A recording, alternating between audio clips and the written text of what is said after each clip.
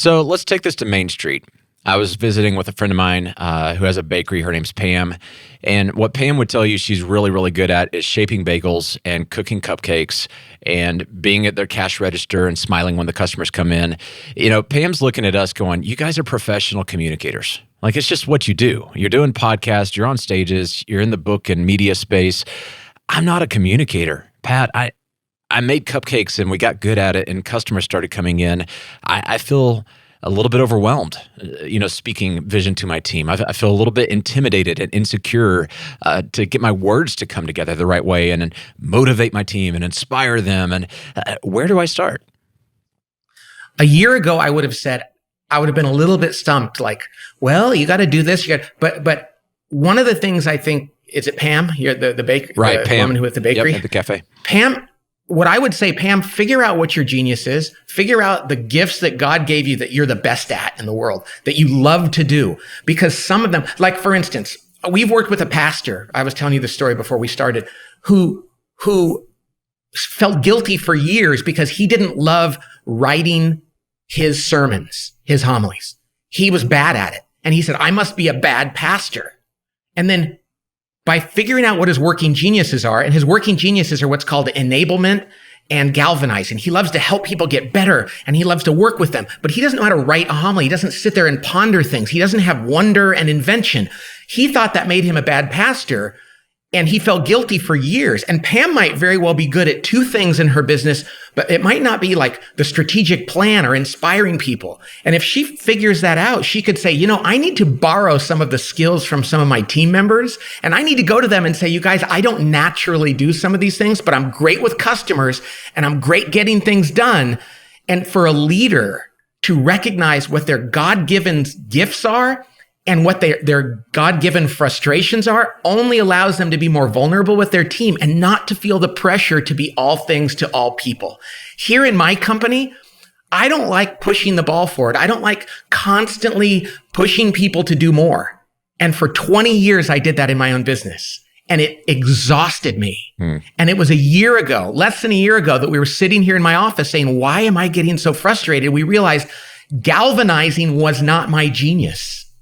And it was time for me to stop doing so much of it. And I found others in my organization that were good at that. I always thought because I was the CEO, I had to be the chief galvanizing officer. I actually have other people doing that now. I have to do it sometimes, but it was time for me to stop spending most of my time doing what I wasn't great at. And that freed me up to do what I really was great at. So Pam might like designing cookies and pastries and interacting with her customers. Those are two geniuses.